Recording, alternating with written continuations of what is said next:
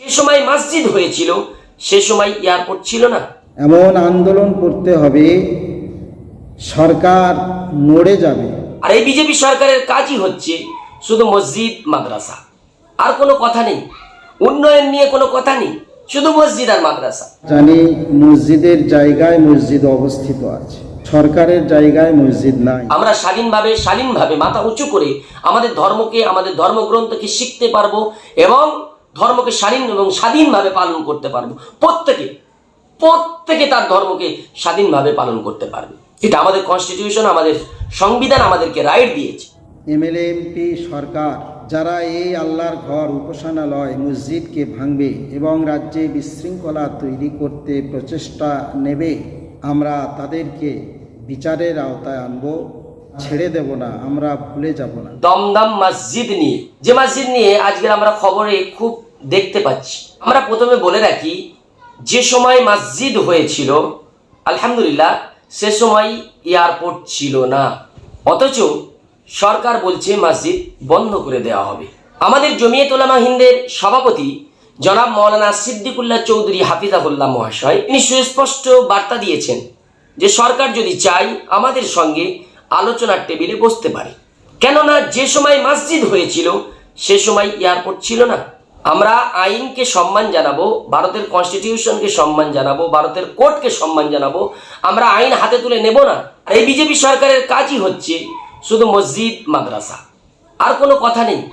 উন্নয়ন নিয়ে কোনো কথা নেই, শুধু মসজিদ আর মাদ্রাসা। বড় অবাক করা বিষয়।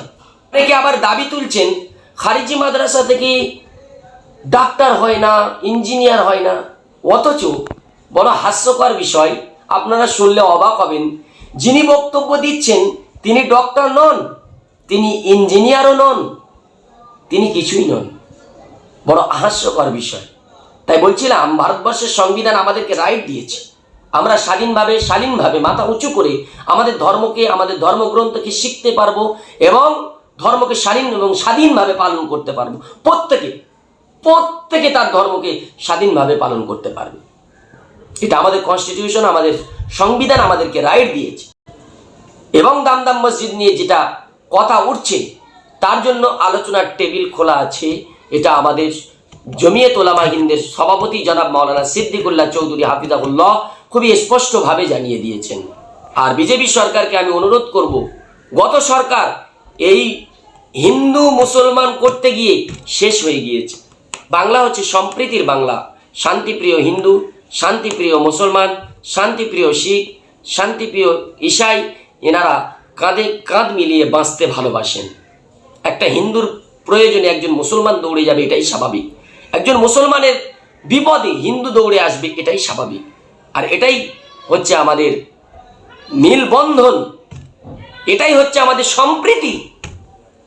তাই সরকারকে আমি অনুরোধ করব, একবার টেবিলে বসুন এবং ভেবে দেখুন। সম্প্রতি আমরা খবর পেলাম দমদম বিমানবন্দরের ভিতরে অবস্থিত মসজিদকে ভেঙে ফেলে দেওয়া হবে, সেখানে নামাজ পড়া বন্ধ করে দেওয়া হয়েছে। এটা আমরা জানি মসজিদের জায়গায় মসজিদ অবস্থিত আছে, সরকারের জায়গায় মসজিদ নাই। সেখানে 130 বছর ধরে নামাজ চলছে। মসজিদ ভেঙে ফেলে দিলে মুসল্লিরা নামাজ পড়বে কোথায়? দ্বিতীয়ত, পৃথিবীর বিভিন্ন প্রান্ত থেকে আসা মানুষজন তারা বিমানবন্দরের ওই মসজিদে নামাজ পড়েন, তারা অসুবিধায় পড়বেন। সরকারের সদিচ্ছা থাকলে অনেক কিছু করা যেত। আপনারা জানেন উত্তরপ্রদেশের ইউপিতে বারাণসীতে লাল বাহাদুর শাস্ত্রী আন্তর্জাতিক বিমানবন্দর আছে। সেখানে রানওয়ের নিচে দিয়ে 6 লেনের রাস্তা আছে, যেখানে যানবাহন ভালোভাবে যাতায়াত করে। সরকারের এখানে আমরা দেখব সদিচ্ছার অভাব। এখানে আমরা দেখতে পাচ্ছি ধর্মীয় উন্মাদনা এবং মুসলিম ফোবিয়া ছাড়া আর কিছু নয়। শেষে বলবো, আমরা এমএলএ এমপি সরকার যারা এই আল্লাহর ঘর উপাসনালয় মসজিদকে ভাঙবে এবং রাজ্যে বিশৃঙ্খলা তৈরি করতে প্রচেষ্টা নেবে, আমরা তাদেরকে বিচারের আওতায় আনব। আমরা ছেড়ে দেব না, আমরা ভুলে যাব না।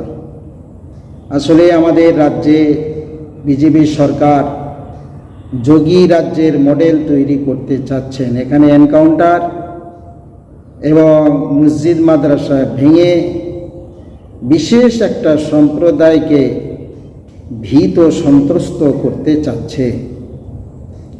অন্যদিকে বলবো, বাংলার সমস্ত মানুষদের কাছে অনুরোধ, আন্দোলন আপনারা করবেন, কিন্তু সহিংস আন্দোলন করবেন না।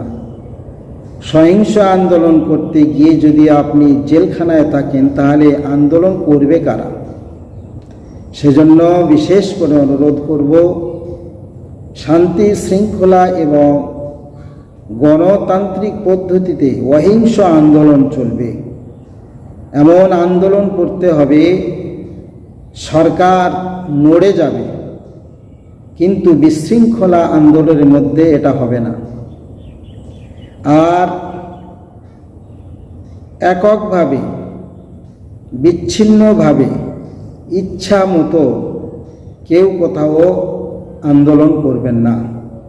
সংগঠনের নেতৃত্বে, নেতার নেতৃত্বে আন্দোলন করুন। সকলকে ধন্যবাদ। আমি রইসুদ্দিন পুরকাইত, সাধারণ সম্পাদক, বঙ্গীয় ইমাম পরিষদ।